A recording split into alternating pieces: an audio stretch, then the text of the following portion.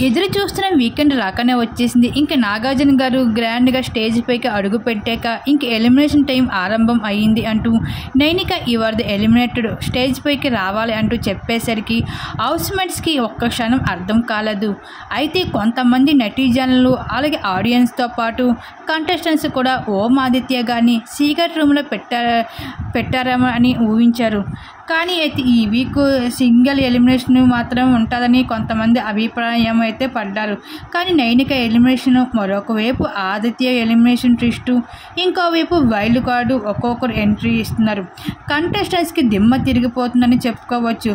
House లోపల ఏం జరుగుతుంది, ఇప్పటి వరకు ఆడే ఆట అంతా ఒకలాక్కైతే ఇప్పుడంతా మరొక లక్కగా ఉంటుంది అన్నట్లుగా ఉంది.